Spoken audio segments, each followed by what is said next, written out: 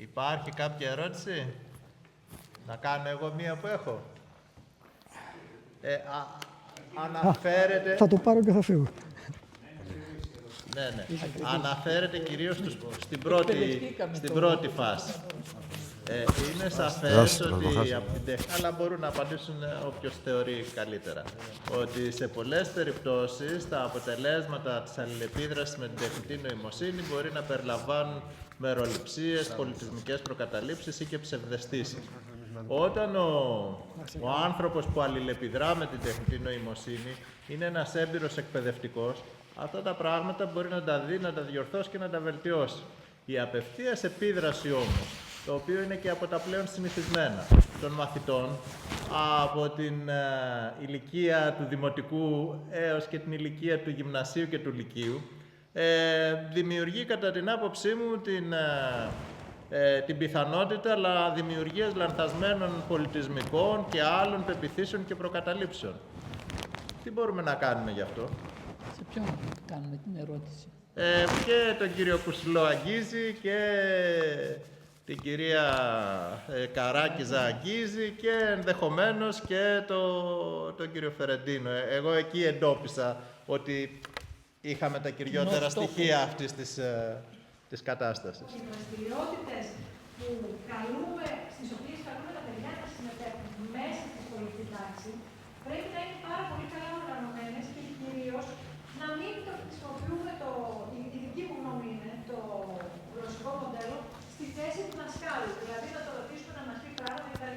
Το καλύτερο είναι να το χρησιμοποιούμε ως βοηθό, πάντα ως εταίρο, έχοντας εκπαιδεύσει τα παιδιά στην ιδέα, στην αποδοχή, ότι δεν είναι απόλυτα ασφαλείς οι πληροφορίες, οι απαντήσεις, τα παράγωγα που παίρνουν.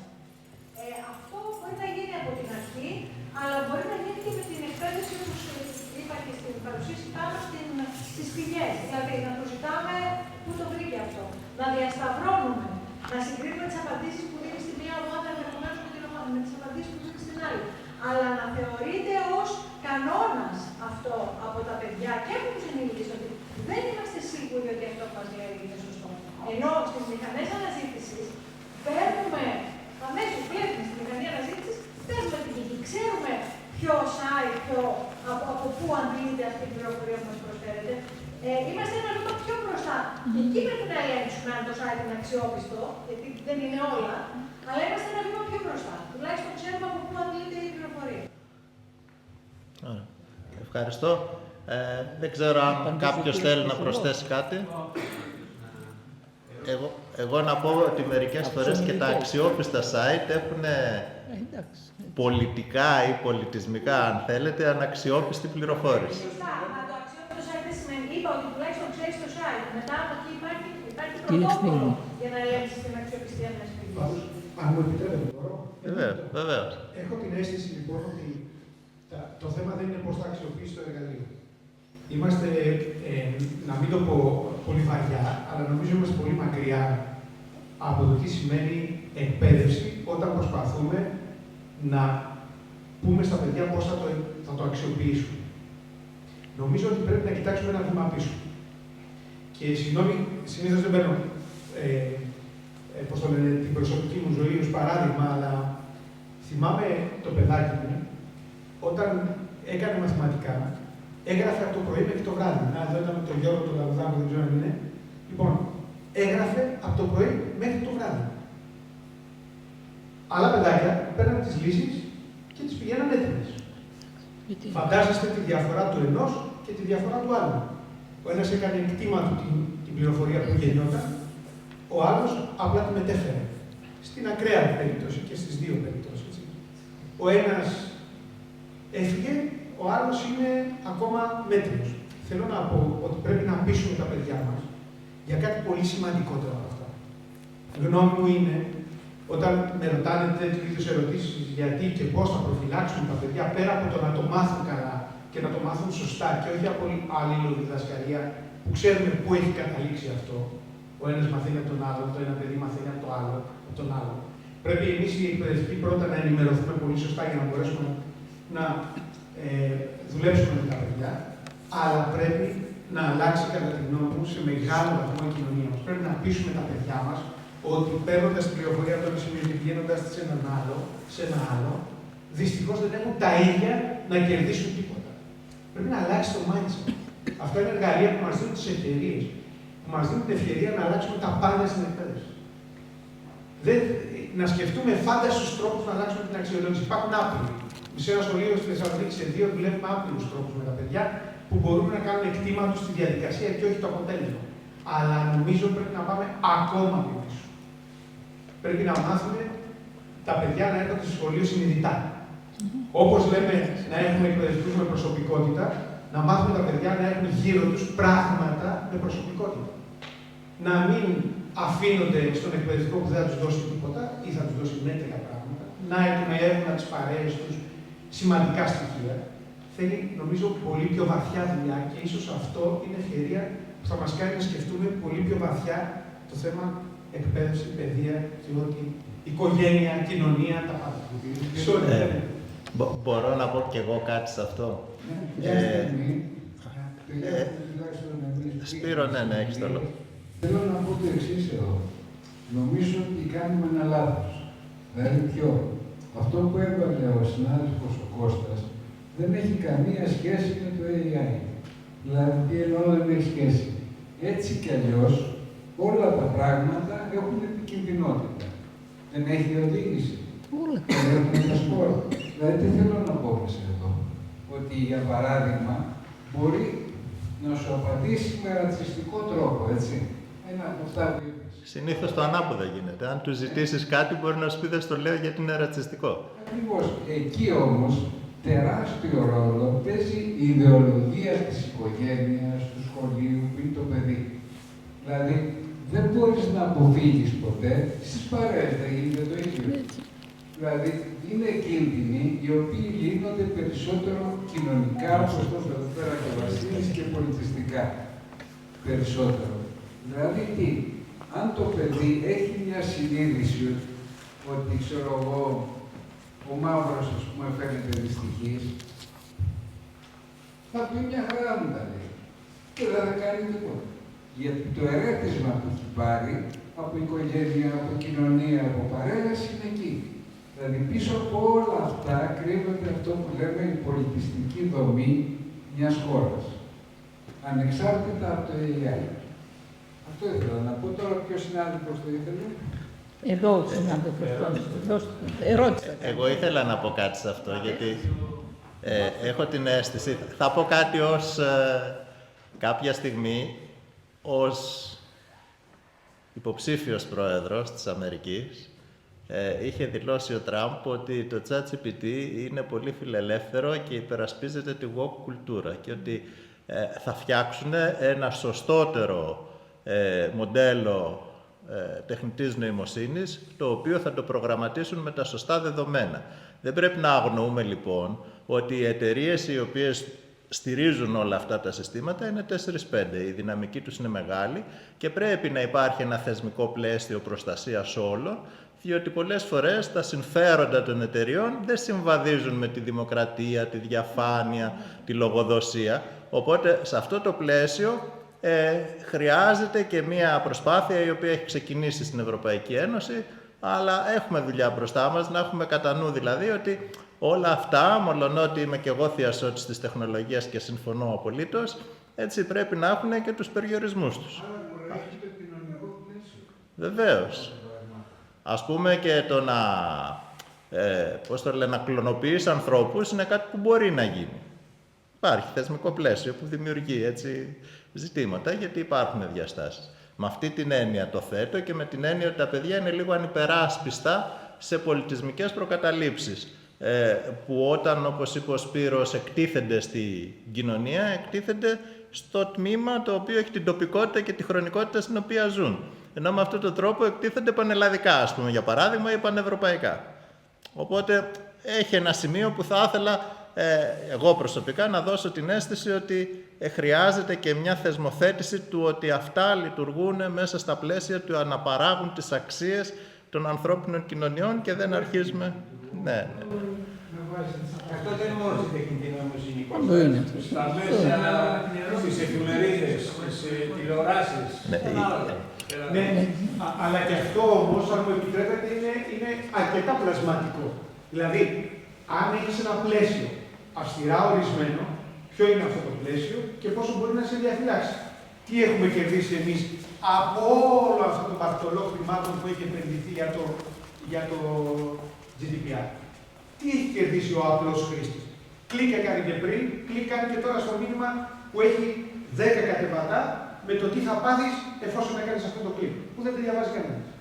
Ποια προστασία έχει από το πλαίσιο του GDPR ο τελικός χρήστης, που βιάζεται να πάρει το αποτέλεσμα και κάνει κλικ χωρίς να διαβάσει το κείμενο. Θέλω να πω ότι και το πλαίσιο σου διώχνει μια εγρήγορση που πρέπει να έχεις. Εμείς πρέπει να διδάξουμε τα παιδιά μας να έχουν μια εγρήγορση απέναντι σε αυτό το πράγμα. Να είναι καχύποπτοι. Αυτό που λέω στους εκπαιδευτικούς, μπαίνετε με το 100% ως καχύποπτοι στην τάξη, ξέροντας ότι όλα τα προβλήματα θα φέρουν τα παιδιά από το ChatGPT. Αυτό θα είναι καλύτερο. Γιατί θα δουλέψει πάνω στην αλλαγή του παραδείγματος. Αλλιώς, ό,τι έκανες πριν θα το κάνεις και τώρα. Αν νομίζεις ότι είναι ένα εργαλείο αυτό, που απλά κάνει καλύτερα κάποιες δουλειές, που τις κάνει έτσι αλλιώς, το έχεις υποτιμήσει πάρα πολύ. Ναι. Και ο συνάδελφος πίσω. Ναι, εγώ. Αφού κάποιες χρηστικές ερωτήσεις, κυρία στον κύριο Οικονόμο. Επειδή είδα ότι μπορεί να απαντήσει σε σχαρφήματα, να κάνει κατόψεις, να κάνει τρισδιάστατα. Αυτά όμως δεν θέλουν κάποια συνδρομή. Γιατί τουλάχιστον το ChatGPT, ειδικά αν δεν έχεις κάνει καν αν δεν έχεις κάνει σύνδεση, σου δίνει μόνο κώδικα, σου δίνει μόνο Python και δεν μπορεί να σου κάνει ένα απλό σχήμα. Ναι. Υπάρχει όμως το Gemini. Το Gemini το κάνει μια χαρά. Υπάρχει μια γκάμα εργαλείων για να διαλέξουμε το καλύτερο για να κάνουμε τη δουλειά μας. Ή ας πληρώσουμε σε εισαγωγικά για να πάρουμε το 100% αυτό που έχει να μας δώσει η εφαρμογή. Γιατί πραγματικά αυτό που είναι οι freemium εκδόσεις είναι πολύ πιο δεύτερο σε εισαγωγικά. Υπόθηκε και από την αρχή, όλοι το είπαμε. Νομίζω ότι ό,τι δίνουν οι freemium, αυτές που είναι για ορισμένες χρήσεις, δηλαδή εφαρμογές, είναι πολύ μέτριο. Και έχει λόγο αυτό και το λένε κιόλα. Σου λέει τι περιορισμούς έχει η freemium έκδοση από την κανονική έκδοση που πληρώνει και τη συνδρομή σου. Αλλά αυτή τη στιγμή το ChatGPT, τα παραδείγματα που είδατε τα προηγούμενα, είναι από το δωρεάν. Γράφουν δίπλα με τι είχαν γίνει. Το συγκεκριμένο της κάπωσης ήταν με το Gemini. Άρα και το Gemini κάνει αρκετά καλύτερα. Αυτή διαβάζει και συναισθήματα από φωτογραφία. Γιατί δεν δίνει το ChatGPT. Ναι, αν δεν έχεις κάνει. Αν την έχεις απλώς free έκδοση, δεν σου δίνεται καν ένα σχέδιο. Εκτός και δεν έχει περάσει το ημερήσιο που έχεις. Και αυτό κάνει την προσπάθεια. Δίνει σχήματα πάντως, αλλά δίνει 2-3 και μετά την επόμενη μέρα. Μετά από τις 4 ώρες. Αν εννοείται την εγγραφή, τη ζητάει την εγγραφή για να κάνει αυτά τα πράγματα. Σε έναν χρήστη που απλώς μπαίνει και χωρίς όνομα τίποτα, θα δώσει πολύ λίγα πράγματα. Αλλά το Gemini θέλει εγγραφή απριόρι. Το ChatGPT σου δουλεύει λίγο και χωρίς εγγραφή.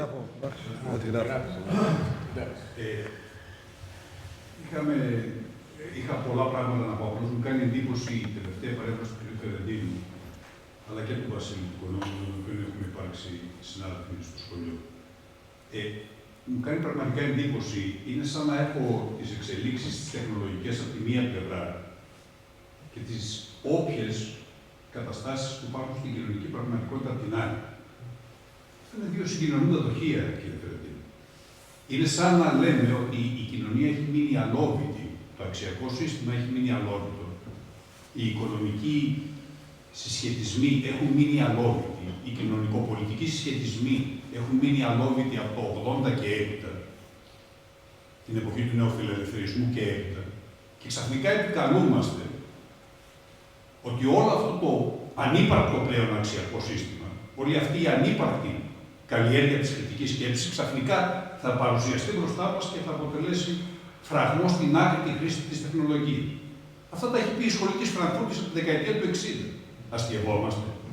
Ειλικρινώς, βεβαίως είναι Βασίλη μου, Πρόεδρε, το λέω επίτηδες προβοκατόρικα, αφορμή για μια άλλη ημερίδα. Αλλά η κριτική στον τεχνολογικό πολιτισμό, η κριτική στη μαζική κουλτούρα κτλ. Έχουν γίνει από τη δεκαετία του 60. Το να επικαλούμε ότι καλλιεργεί το εκπαιδευτικό σύστημα σκέψη Δευτέρας τάξεως είναι σαν να μην έχω εμπειρία ως μάχημος εκπαιδευτικός. Πραγματικά εντυπωσιάζω. Σέβομαι και υπολείπτομαι όλους τους σχολικούς συμβούλους και τον κύριο Φερεντίνο και τα λοιπά, δεν το συζητώ. Αλλά είναι εντυπωσιακό. Σας παρακαλώ πολύ, εγώ ως μαθητής βρέθηκα σε τάξεις και τώρα ως εκπαιδευτικός 40 χρόνια, στους οποίους γινόταν συζητήσεις φιλοσοφικού χαρακτήρα, πολιτικού χαρακτήρα. Σε άλλες τάξεις βρισκόμαστε τώρα ξαφνικά. Συζητούσαμε την απολογία του Σωκράτη, θυμάμαι, στα πρώτα μεταπολιτευτικά χρόνια και κάναμε ολόκληρες συζητήσεις για την εξουσία, για την Αντιγόνη κτλ., για την έννοια της πολιτικής ανυπακοής. Πού γίνονται αυτά τα πράγματα? Αστειευόμαστε. Προφανώς και υπάρχουν τρόποι άμυνας, επιτρέψτε μου, μία αρχή θα επικαλεστώ, η οποία είναι από το 80 εκεί, το Critical Thinking Foundation, παραδείγματος χάρη στις ΗΠΑ, δεν το λέω χάρη επίκλησης αυθεντίας. Προς Θεού. Υπάρχουν πάρα πολλά μοντέλα ανάπτυξης της κριτικής σκέψης και πολύ πιο πριν από αυτήν την εισβολή της τεχνητής νοημοσύνης. Δεν είμαι τεχνοφοβικός κάθε άλλο, άλλωστε είναι αστείο. Υπάρχει μια πραγματική πραγματικότητα. Είναι αδύνατο να μην την αντιμετωπίσεις και να μην την χρησιμοποιήσεις κτλ. Αλλά πραγματικά εντυπωσιάστηκα προηγουμένως. Επιτρέψτε μου να πω μόνο μία ατάκα επίτηδες εν είδη συνθήματος, προκαλώντας το Προεδρείο του ΑΠΕΔ για την επόμενη μερίδα. Βρισκόμαστε ενώπιον του κινδύνου της οντολογικής παραίτησης, που θα έλεγε ο Μποντριγιά. Είναι αστείο να μην το λάβουμε υπόψη μας, διότι ήδη είχε ξεκινήσει αυτή η οντολογική παρέτηση και αυτά τα έλεγε ο Μποντριγιά το 1981, όχι τώρα. Ευχαριστώ πολύ. Δεν συζητώ για τον Μάρτιν Χάιντεγκερ και για όλους τους υπόλοιπους. Είπαμε με τον Βασίλη ότι θα πούμε κάποια άλλη στιγμή. Καταγράφεται. Ευχαριστούμε. Επόμενη ερώτηση ή τοποθέτηση έστω. Εγώ αυτές τις γνώσεις δεν τις έχω, αλλά έχω μια μικρή απορία. Αν το παιδί είναι στο δημοτικό ή στις πρώτες τάξεις του δημοτικού, αυτά πώς θα αντιμετωπίσουν? Εχθές απαγορεύτηκαν χθες. Παρακαλώ. Υπέθεσα ότι αναφέρεστε στο Νίκιο περίπου. Αλλά αν είναι στο δημοτικό που αυτό το εργαλείο θα το έχει. Είναι πάρα πολύ ενδιαφέρον ότι στην ελληνική πραγματικότητα είναι πάρα πολύ μακριά να συζητήσουμε το τι έγινε χθες στην Αυστραλία. Ναι. Εχθές απεφασίστηκε στην Αυστραλία η κατάργηση και η απαγόρευση της χρήσης των social media από τα ανήλικα παιδιά. Λέω εγώ τώρα. Είναι αυτό που είπε ο Βασίλης, τον θερό φίλο, έτσι, ότι μετά από 10 χρόνια στην ελληνική πραγματικότητα θα συζητήσουμε αυτό που απαγορεύτηκε εχθές στην Αυστραλία. Επαναλαμβάνω, δεν τα λέω από την θέση του τεχνοφοβικού. Προσοχή. Σε αυτό το ερώτημα που σας έθεσα, η απάντηση είναι ότι ήδη είναι διαμορφωμένο. Θα πρέπει δηλαδή το μικρό παιδάκι από τι ηλικία έχει αυτό εδώ στα χέρια του? Όχι, το μικρό παιδάκι από τι ηλικία έχει αυτό το πράγμα στα χέρια του? Από βρέφος. Από βρέφος. Η εγγονή μου είναι 1,5 έτος και ξέρει πώς να επαναλαμβάνει το βίντεο. Όταν σε μια κοινωνία απολύτω αποσύσεως των γονέων από τη φροντίδα των παιδιών του, μιλάμε μετά ότι θα επαναφέρω ή θα πέσει πάλι το βάρος στο φουκαρά τον δάσκαλο, ο οποίος καλείται να παίξει το ρόλο του παιδαγωγού, του παιδονόμου, του παιδοτρίβη. Ένα λεπτό όμως. Στη Silicon Valley, στην Αμερική, στα σχολεία. Πόσο άλλο βάρος συζητάτε στον εκπαιδευτικό? Δεν έχουν καν υπολογιστές. Ή τουλάχιστον αυτό συνέβαινε πριν 10 χρόνια. Όχι, βεβαίως. Και στο Harvard ζητήσαν να ξαναγυρίσουν τα μολύβια μέσα στα αμφιθέατρα. Άρα δεν έχουν λυθεί αυτά τα προβλήματα. Παραμένουν ως ερωτήματα και επίσης. Βασίλη, έχεις τροφή εδώ, ο άλλος Βασίλης. Και ο άλλος. Ναι, εντάξει. Δεν θα νιώθουν στην ημερίδα όλα. Πότε τελειώνετε? Λοιπόν, ως τις 2.30 θα έχουμε τελειώσει. Όχι, τις είπα σε 5 λεπτά. Θέλω να πω το εξής. Το συμπέρασμα. Κάποιες ομιλίες θα αναρτηθούν στο κανάλι YouTube της ΠΑΠΕΔΕ, του blog μας. Κάποιες ομιλίες θα σταλεί υλικό σε PDF, μορφή κλπ. Έτσι, θα έρθει δηλαδή. Τώρα, να πω κι εγώ μια προσωπική γνώμη. Λέμε τώρα για τους φόβους αυτούς. Πριν έρθω στην εκπαίδευση το 1980, ήμουν στην Υπουργείο Εθνικής Άμυνας. Και ένας στρατηγός τότε, πριν το 80, είπε το εξής παράδειγμα: είχαν βγει υπολογιστές. Και λέει, κάθεται ένας στρατηγός μπροστά, λέει, ο εχθρός είναι πίσω από το λόφο. Εγώ είμαι από την αριστερή πλευρά του λόφου. Τι να κάνω? To attack or to retreat. Επίθεση ή υποχώρηση. Απαντάει ο υπολογιστής. Yes, what? Yes, sir. Πέρα από τότε υπήρχε ανάλογα τι θα ρωτήσεις. Αν δεν κάνεις τη σωστή ερώτηση, δεν θα πάρεις. Είχε ένα, δεν θα πω, μια μεγάλη εταιρεία διαφήμιζε την τεχνητή νοημοσύνη και λέει μπήκε σε αυτό το πρόγραμμα και το είπα τον προηγούμενο μήνα, αλλά επειδή θα μαγνητοφωνηθούν αυτά, μην πάω καμιά καμπάνα. Δεν μπορούσα να βρω πάρκινγκ στους αμπελοκήπους. Μου έλεγε άλλα τα άλλα. Δηλαδή, εκπλήσωμαι που το Gemini έχει τέτοιες δυνατότητες που είπατε εσείς, θα αρχίσω να το ψάχνω τώρα, να το χρησιμοποιώ. Καλό. Να αγοράσετε συνδρομή στο ChatGPT. Δεν θα τα πληρώνει συνέχεια. Ας δοκιμάσουμε με τα πιο απλά. Μένω με το συμπέρασμα που είπε και ο κύριος Κουσουλός και ο κύριος Φερδίνος, που ο Μένενας είπε ότι θα υπάρχουν κοινωνικές ανισότητες αν δεν μάθουν τα παιδιά να χρησιμοποιούν τη τεχνητή νοημοσύνη. Έτσι, άλλα σχολεία να χρησιμοποιούν, αλλά να μην χρησιμοποιούν. Θα δημιουργήσουμε ανισότητα. Και τώρα που γύρω στο τραπέζι, ή θα είσαι στο τραπέζι ή θα είσαι στο μενού. Αυτό θα γίνει.